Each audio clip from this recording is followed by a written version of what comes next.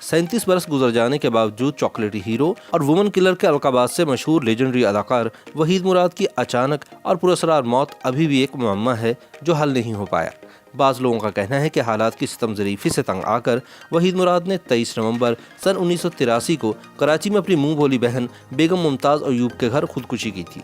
ताहम कुछ लोग वहीद मुराद को जहर दिए जाने के हवाले से भी शकूक व शुबहात का इजहार करते हैं, लेकिन इनकी अहलिया सलमा वहीद का मानना है कि इनके शौहर एक अचानक हार्ट अटैक की वजह से जान की बाजी हार गए। ताहम वहीद मुराद की मौत अभी तक एक पहेली है, चूँकि रात को वो अच्छे भले अपने कमरे में सोने के लिए गए, लेकिन सुबह सवेरे बेडरूम के फर्श से इनकी लाश मिली। सांवली रंगत में मकबूल निगाहें और खुश लिबासी ने आला तलीम याफ्ता वहीद मुराद को अपने दौर का सबसे मकबूल फिल्मी हीरो बना दिया था। इस पर क़यामत ढाठा इनका हेयर स्टाइल था, जिसको मुल्क भर में दीवानावार नकल किया जाता था। वहीद मुराद को इसलिए वुमन किलर भी कहा जाता था। वह जिस लड़की की तरफ आंख भर कर देख लेते वह आंखें झपकना भूल जाती थी। वहीद मुराद ने 124 फिल्मों में काम किया, जो आज भी लॉलीवुड का असासा है। इन फिल्मों में औलाद, दामन, हीरा और पत्थर, अरमान, जाग उठा इंसान, देवर भाभी, दिल मेरा, धड़कन तेरी, इंदलीब, नींद हमारी, ख्वाब तुम्हारे, मस्ताना माही, तुम सलामत रहो, खुदा और मोहब्बत और आवाज़ और कली शामिल है। वफात के 27 साल बाद सन 2010 में वहीद मुराद को तमगा इम्तियाज से नवाजा गया। वहीद मुराद के वालिद निसार मुराद कराची में कामयाब फिल्म डिस्ट्रीब्यूटर थे। सन 1962 में वहीद ने कराची यूनिवर्सिटी से MA अंग्रेजी किया और इसके बाद वालिद के कारोबार में पूरी तौर पर शरीक होते हुए अपनी पहली फिल्म औलाद का आगाज़ किया, जिसमें नैयर सुल्ताना और दर्पण भी शामिल थे।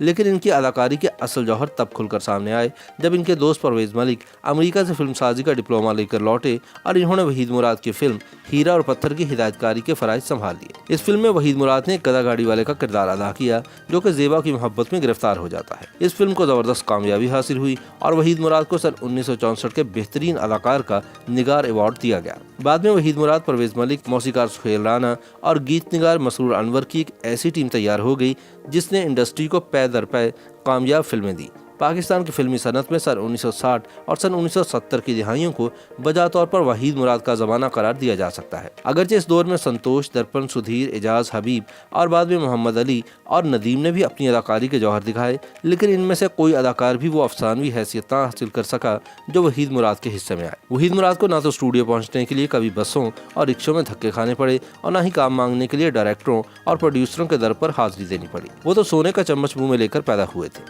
और अपने वालिद की बदौलत 20 बरस की उम्र में ही फिल्मों के तकसीमकार बन चुके थे। 23 बरस की उम्र में वो हीरो की शोहरत का मजा चख चुके थे और 28 साल की उम्र में इन्हें पाकिस्तान की पहली प्लेटिनम जुबली फिल्म के कहानीकार, हीरो और प्रोड्यूसर होने का एजाज मिल चुका था। वहीद मुराद के उरूज की कहानी जितनी दिलचस्प है, इनके जवाल का किस्सा भी इतना ही इबरत अंगेज है। वहीद उन लोगों में से थे जिन पर किस्मत की देवी मेहरबान भी बहुत तेजी से हुई और नामेहरबान भी। 40 बरस का होते ही इनके स्टारडम का सहर टूटने लगा। हालांकि वो अभी बहुत कुछ कर सकते थे। जवाल आने की कई वजूहात थी। एक तो इन्हें मैदे का अल्सर हुआ और लंबे इलाज पर सेहत और जमा पूंजी दोनों गवा बैठे। दूसरा, कुछ साथी खवातीन फनकाराओं की जानिब से भी इनके साथ काम से इनकार किया जाने लगा। 80 की दहाई का आगाज इनके लिए नाखुशगवारियत लेकर आया। सन 1980 का सूरज तुलू हुआ तो इसने वहीद मुराद को एक नाकाम, मायूस, प्रागंदा फिक्र और झुंझलाए हुए इंसान के रूप में देखा। फिल्म किरण और कली वहीद मुराद को अपनी जिंदगी में मिलने वाली आखिरी कामयाबी थी। सन 1981 में रिलीज होने वाली इस फिल्म के आगे पीछे इनकी 3-4 फिल्में फ्लॉप हुई। अगले बरस भी इनकी कोई फिल्म कामयाबी हासिल न कर सकी।